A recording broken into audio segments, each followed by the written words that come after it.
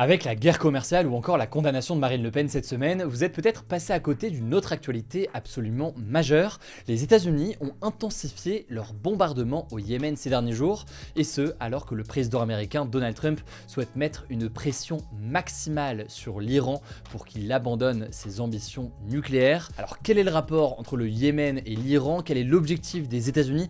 Pourquoi est-ce un sujet aussi important? Salut, c'est Hugo, j'espère que vous allez bien. C'est donc le sujet à la une des actualités du jour. En fait, depuis 2 semaines, les États-Unis multiplient les bombardements contre les rebelles Houthis au Yémen. Donc le Yémen, c'est ce pays situé au sud de la péninsule arabique. Et d'après Donald Trump, je cite, ce n'est qu'un début, le plus dur est à venir pour les Houthis et pour leurs sponsors en Iran.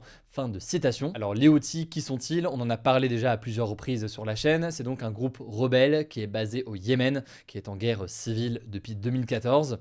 Dans cette guerre au Yémen, qui a fait des centaines de milliers de morts, il y a d'un côté le gouvernement du Yémen, qui est soutenu par l'Arabie Saoudite, et de l'autre côté, il y a notamment les Houthis, qui sont soutenus justement par l'Iran. Les Houthis contrôlent une grande partie du Yémen, dont sa capitale. La situation au Yémen, elle est absolument catastrophique. On en a parlé à de nombreuses reprises sur la chaîne. On fera en sorte d'en reparler dans les prochains jours, puisque la situation humanitaire est critique. Mais donc pour revenir au sujet qu'on a en ce moment, depuis le 7 octobre 2023, on peut noter que les Houthis prennent régulièrement pour cible des navires marchands en mer Rouge, des navires qu'ils estiment être, je cite, liés à Israël. Et là c'est un point assez important à comprendre, la mer Rouge c'est vraiment une région stratégique pour le commerce mondial. Résultat, eh bien, ces attaques qui sont menées par les Houthis, elles perturbent l'accès au canal de Suez, qui assure pourtant 12% du trafic maritime mondial. Or, face à cette menace, on peut noter que les États-Unis ont annoncé une nouvelle offensive militaire contre les Houthis. Selon la porte-parole de la Maison-Blanche, ces frappes, je cite, contre les Houthis ont été incroyablement efficaces, avec plus de 200 frappes réussies contre les Houthis. Selon un bilan des Houthis, une soixantaine de personnes ont été tuées. Bon, et c'est pas que des frappes et des bombardements, puisque au-delà de tout cela, les États-Unis ont annoncé envoyer un deuxième porte-avions au Moyen-Orient, alors que le porte-avions Harry S. Truman, qui était déjà sur place, a été la cible d'attaques menées par des rebelles yéménites ces dernières semaines. Et juste pour redonner du contexte, il faut quand même comprendre que Joe Biden aussi, ces derniers mois, enfin en tout cas quand il était encore au pouvoir, il avait lui aussi en fait mené des frappes contre les Houthis, donc ça en soi c'est pas forcément nouveau. Là ce qui est vraiment nouveau, c'est que c'est pas uniquement des frappes défensives. L'objectif précis ici de Donald Trump, c'est pas uniquement de dissuader les Houthis de bombarder ou d'attaquer des navires en mer Rouge, c'est vraiment beaucoup plus d'anéantir les capacités militaires du groupe et d'éliminer aussi les principales figures du mouvement. Alors là, vous allez peut-être me dire quel est le rapport du coup entre les Houthis et l'Iran. Alors on l'a dit, hein, les Houthis au Yémen, ils sont soutenus par l'Iran et les États-Unis sont en situation de tension depuis des années maintenant avec l'Iran. Or, les Houthis, ils sont plus largement membres de ce qui est promu et ce qui est porté par l'Iran comme ce qu'ils appellent, je cite, un axe de la résistance. Un axe de la résistance contre Israël et contre les États-Unis et qui regroupe notamment aussi le Hamas, le djihad islamique palestinien ou encore donc le Hezbollah au Liban. Alors pourquoi est-ce que précisément en ce moment Trump souhaite s'en prendre aux Houthis et indirectement à l'Iran? En fait, il souhaite reprendre les négociations avec l'Iran en parallèle sur un nouvel accord nucléaire. Pour que le contexte soit très clair, il faut comprendre que l'Iran ne fait pas partie officiellement en tout cas des puissances nucléaires mondiales puisqu'il ne détient pas d'armes nucléaires qui sont reconnues. Son programme nucléaire, il remonte aux années 1950, une période durant laquelle il bénéficiait à l'époque du soutien de plusieurs pays, dont les États-Unis. À l'époque, l'objectif affiché, c'était uniquement un objectif civil, donc d'énergie nucléaire et pas militaire. Sauf que, eh bien, il y a eu la révolution islamique en 1979, il y a les relations entre l'Iran et les États-Unis qui se sont très fortement dégradées. Ça a donc entraîné un arrêt total du soutien américain au programme nucléaire iranien. Et depuis en gros plusieurs décennies, eh bien, les pays occidentaux, notamment les États-Unis, redoutent que l'Iran détourne son programme nucléaire civil afin de développer une véritable arme atomique. Et les inquiétudes, elles se sont particulièrement intensifiées dans les années 2000 avec la découverte de sites d'enrichissement d'uranium non déclarés en Iran, l'uranium étant un élément essentiel à la fabrication d'une arme nucléaire. De son côté, le régime iranien a toujours rejeté ces accusations. Ils affirment que son programme est strictement civil et qu'il est destiné à la production d'énergie et non à des fins militaires. Donc pour reboucler là sur la situation actuelle, on avance un petit peu dans l'histoire. En 2015, il y a eu un accord entre l'Iran, l'Allemagne et les membres permanents du Conseil de sécurité de l'ONU afin justement de faire en sorte de limiter la capacité nucléaire de l'Iran. L'idée, c'était notamment de restreindre son enrichissement d'uranium, de renforcer aussi un contrôle et des inspections internationales, en échange de quoi les sanctions économiques qui pesaient sur l'Iran allaient être progressivement levées. 3 ans plus tard, désolé c'est long mais c'est quand même important de voir tout ça, Trump en 2018, qui était donc président à l'époque, avait retiré les États-Unis de cet accord et avait rétabli des sanctions contre l'Iran, malgré d'ailleurs le respect des engagements iraniens selon l'Agence internationale de l'énergie atomique. Et selon Trump à l'époque, l'accord n'était pas suffisant pour empêcher l'Iran de se doter de l'arme nucléaire. Suite à cela, on peut noter que l'Iran a repris progressivement l'enrichissement d'uranium, atteignant aujourd'hui a priori un seuil de 60%, alors qu'il faut atteindre un seuil de 90% pour pouvoir fabriquer une bombe atomique. L'Agence internationale de l'énergie atomique et les pays occidentaux craignent donc que l'Iran soit bientôt en mesure de produire plusieurs bombes nucléaires. Et on en vient donc à la situation actuelle. Trump à la fois souhaite reprendre des négociations avec l'Iran sur le nucléaire et démanteler une partie de son programme. Le 20 mars, il a par ailleurs donné 2 mois à l'Iran pour signer un accord sur le sujet. Fin mars, on peut noter que l'Iran s'est dit ouvert à des négociations indirectes avec les États-Unis sur son programme nucléaire. Trump espère en fait faire pression sur l'Iran et donc les contraindre d'accepter un accord en affaiblissant l'Iran via notamment ses frappes donc sur les Houthis et en maintenant donc une pression sur l'Iran ainsi.